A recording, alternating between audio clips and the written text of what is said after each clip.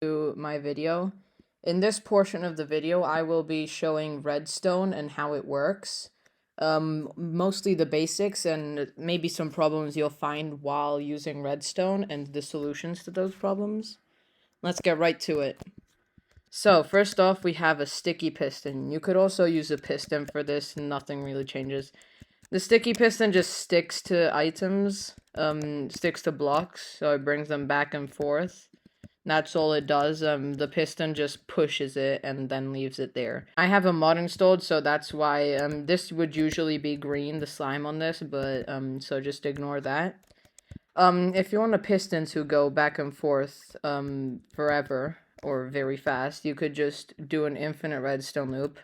Make it very, very fast, and it'll just do this forever until you break the redstone loop, that is. Yeah, that's pistons right there. Next, we have redstone lamps. Pretty much same thing as pistons. Redstone signal, turns on lamp. This is practically the best way to light a lamp. This is the best way. Because if you light it like this, it'll only light up 2 of them. And you'll have to also put a lever here. And I think it's better to just use 1 lever instead of 2, in my opinion. But yeah, you can always decide if maybe you need to keep a blocks on the top, and you can't put levers there, then yeah, just do 2 side ones. Another very useful thing is redstone can pass through blocks. Redstone can pass through most type of blocks. I'm not sure if all of the blocks, like maybe glass, it can't pass through glass. But you just have to put a repeater or a comparator, and it'll just pass right through. So if you have a wall, that's no problem. You can just put a comparator or repeater and still have the redstone signal. Imagine you're just having a very, very long redstone. You just have to carry redstone for a long way. And if you just have the redstone there, it won't turn on, because after a while redstone goes away. It like powers down. It loses power every block it goes.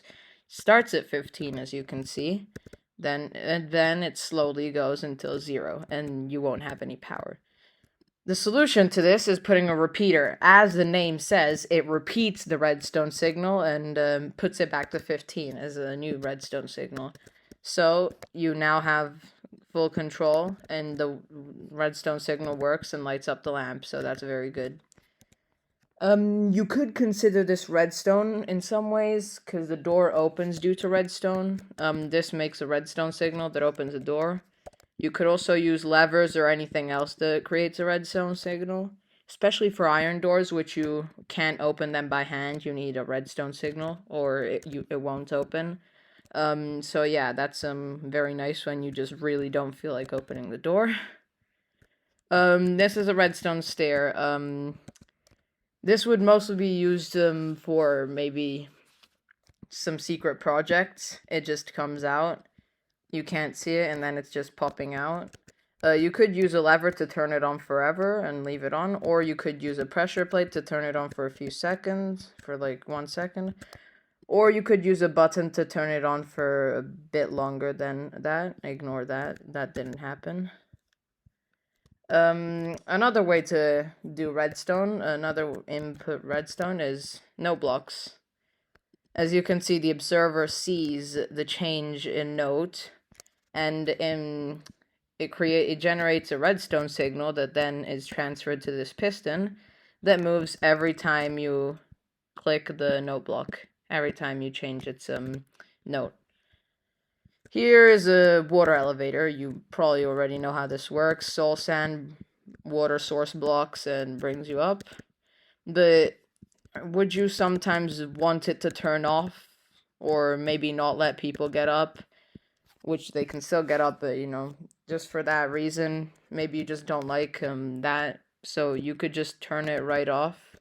The elevator works with the water source blocks. You have to have 1 water source block there, all the way up. So if you have an empty bucket in there, and look, now it's gonna be an empty bucket. So now it works, because there's a water source block right there in front of the dispenser. But as soon as you press the redstone signal, it will suck up the water block right in front of it, right there. And since there is no water block there, the elevator will not work. So that is kind of on-off switch. You can turn it on and off forever and ever. Another part is vertical redstone. If you ever have the problem that you really need to get vertical and you can't do a staircase up like many people would do, you can just use redstone torches. Piston on, piston off. You just have to do that. And then you just go through block, turn that on. Like when you turn the signal on, it turns this torch off, which in turn turns this one on. That turns that one off. That then turns this one on, and that one powers the redstone signal that powers the piston. So you have vertical redstone right there. It might be a problem that if you want to make it one block higher, the torch will be off. So you need to think about that as well. But apart from that, that is very efficient, much better than just doing a staircase of redstone, of normal redstone dust. That is much more inefficient. Another part of redstone, which could be mechanics mostly, but this is still useful when you're dropping items with dispensers or droppers. Droppers, as the name says, they literally just drop everything. They drop arrows, they drop composters. I said those two because the dispenser, if you put an arrow in a dispenser, it'll shoot the arrow. It'll shoot the fireball. It'll dispense onto the sapling in front of it, the compost. So if you want to have, this is like a bit like this is the upgraded version of the dropper. Sometimes you might need a dropper instead of a dispenser. For example, if you're making an automatic item sorter, you can't have if you have a chest for compost, you can't have the dispenser just dispensing it and wasting all your compost, because then it won't just drop it, it'll dispense it, and that's just a waste.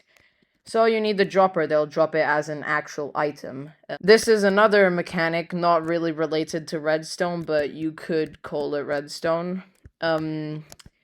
It's hoppers. You practically put an item there, it gets transferred through the hoppers and ends up here. The hoppers have to be facing a certain way. As you see, I have a mod installed that shows you the arrows. But if you don't have the arrows, you can see that by little thing at the bottom there, which is facing that way or down or that way. It tells you which way it's moving the items.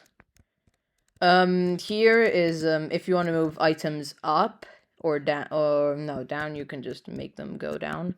If you're moving items up, you need a water elevator. This is my way of doing it. You could have different ways of doing it. But my way of doing it is just a dropper, and an infinite redstone signal. So whenever you put an item here, let's say a spruce door, it'll go here. But if there's no redstone signal, it won't drop it. So infinite thing, you can put infinite stuff in there and it'll always drop it. The door will go up due to the, you need a block there. Let's try that again. If you put the spruce door there, it'll get sent up. This time it won't jump out because there's a block there blocking it, and it'll just get collected into that hopper and go into these hoppers into this chest right here. So that is practically, you can make this as high as you want. It'll just take a bit longer because it takes a bit for the items to go up. But that's not really much of a problem. If you're wondering about the infinite redstone loops, here's the infinite redstone loops. You can make them slow or fast. To do that, you need repeaters, because they also make the new redstone signal, but they can also slow the redstone signal down, depending on how many ticks you set them to. There are 1, 2, 3, 4 ticks that you can set them to. The slowest one being the last tick, right here. When you place it down, it sets by default to the first one, which is the fastest, as you can see here. Very fast. But if you want to make it slower, you just have to bring it back there by clicking on it and right-clicking on it, and you get a slow signal if you don't want it to be as fast as that. If you want to make it even slower, right now I just broke it. If you want to make it even slower, then you can add more of these because they just slow it down more. And eventually you'll have a very, very slow one. And yeah, every time you add more of these, it'll just make it even slower. And yeah, that's practically the basics. That's it for this episode. Thank you for watching, and goodbye. This will be the build part of the video, the build section, where I will give you some tips and things I use to make my builds look very good. I'll show you at the end one of my builds that I made with a friend. I think it's very good, but you could have your opinion as well. So yeah, let's get started. So first off, I would always say to always have an outline. So you could use normal dirt or anything for this. In this case, you could be building a normal simple house. So you could just decide how high you want to make it. Decide how long you want it to be. Maybe make it that high. And make sure these are aligned. And now you have like an outline. The outline of where you want it to be. You want the door to maybe be here. 2x2 door. And yeah, that's the idea of it. Then you actually get to the part where you need the items. We're gonna making a normal villager house. So it's just a very quick house. So breaking all of that. Yeah, once you've done that, then you can go get the doors.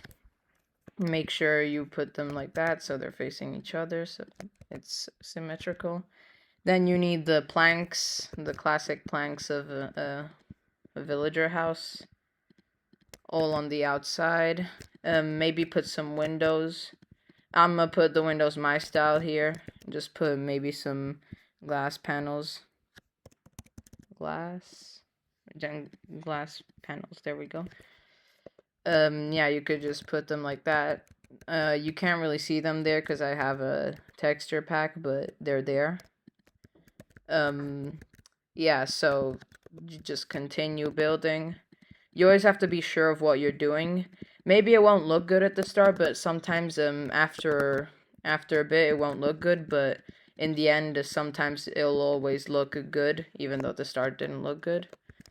So never like really give up on your ideas, maybe just develop them as you go. So if maybe something doesn't look good, find something that actually does look good. Maybe if materials doesn't look good, maybe strip your wood. Maybe it'll look better like that. So you really have to decide, just problem solving. Yeah, for the roof, we need to continue. Just a normal pattern here. That's not very symmetrical. See, that's where I don't plan, and that's one of the issues I have with building. But yeah, practically that's the roof. And yeah, you have a very simple, quick house right here. It's very bad, but you know what? It's just a very quick house. So that is that's the part where I tell you to always have a plan. Just always have a plan when you're building it. I really didn't have a plan right now. But you should always like plan it out first with any type of block that you have in abundance.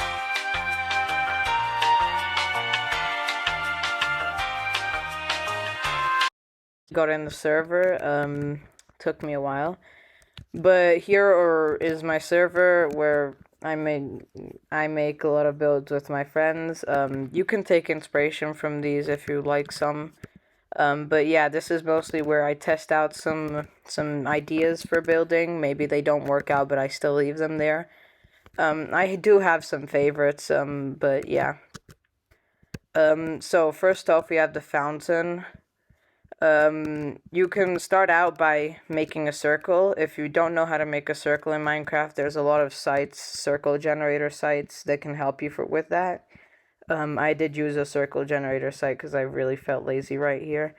But yeah, as you can see on the outside circle, I did not use the circle generator, and you can kind of see that. It's very off-center, but so yeah, right here, this is just really simple. Add some stairs, some trapdoors, some different variety of blocks, different colors. So if I would take these away, it would just look very plain, just all, ignore that. If you just had that, it would just look very plain. Even without these sea lanterns, this would just look very, very bad. So it is very important that you have variety. It would, see, it looks a bit worse. So have difference in your blocks. Be sure not to make them too different, because then it's just a bit of a mess. But make sure to have a good mix, because all the blocks also have to go well with each other. But you also need a good, diversity of blocks. Sword. So if you have a just random beacon poking out of the ground, because that comes, my house is right under here, so if you would, go down there, you would find my house. But yeah, if you just have a random beacon or a random something that you can't get rid of and it's just poking out of the ground, just build something around it. Build something creative. In this case, the beacon was purple, so we had an idea of making just a nether sword, slamming into the ground, coming at maybe with these little particles, these glass panel particles, to make it look a little bit more like it was speedy as it hit the ground and it got lodged in there and turned the ground into a bit of netherrack and yeah, nether materials. So that looks like the nether just came into the overworld. Another example of that is here, our nether portal. I actually took this one off the internet. As you can see, it's once again just surrounded by nether. It looks like the nether just spawned into the overworld and starting to infect the landscape. But yeah, just walk in there and you're in the nether. Yeah, the entrance, I really like it. What I really like the most is my house. I made it with a friend. Yeah, this is the house. Very, very wide variety of blocks, mostly spruce. I love spruce. So that's practically the only block you're gonna see around here, other than glass and spruce. That's all you'll see. But yeah, as you can see, just a lot of trapdoors, slabs, make it look circular, give it some texture, but also not too much, because then it looks like a mess, as I already said before. If you don't know what to do on some walls, some bookshelves in your home are very good, because they don't really intrude, but they're not that bad either. I used different colored glass for every room. I wanted to get like a mist effect, so you couldn't really see the bottom, but I was kind of out of glass. I didn't have much glass left, so didn't really manage to capture that. As you can see, there's a bit of a bottom there. The bottom's just right here. So yeah, I think I could have done that a bit better, but if you do have a lot of glass, just make as many layers as you can. It looks better. Yeah, surrounded, this is the beacon I was telling you about, just couldn't stop it from sticking out of the ground, so that's how I took care of it. Yeah, just really some veins so it looks like the beacon is infecting the room again. An unfinished room here that I still need to finish.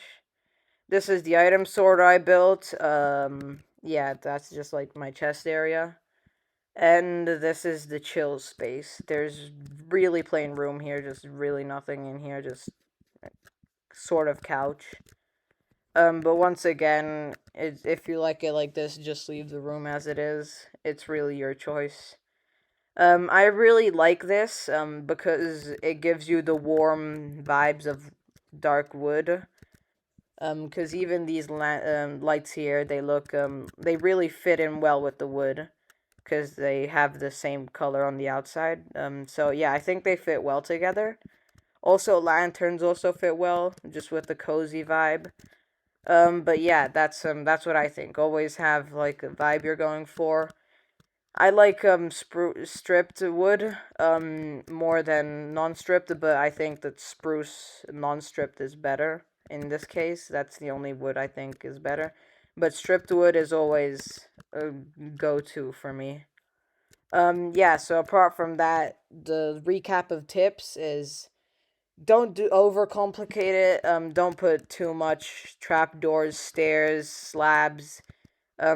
Keep it simple but not too simple. So like not in the last segment where I just built that very bad house. That was too simple. Just kind of keep the materials so that they look well together and they complement each other. And yeah, that's all tips I have for this. I'll see you next time, and goodbye.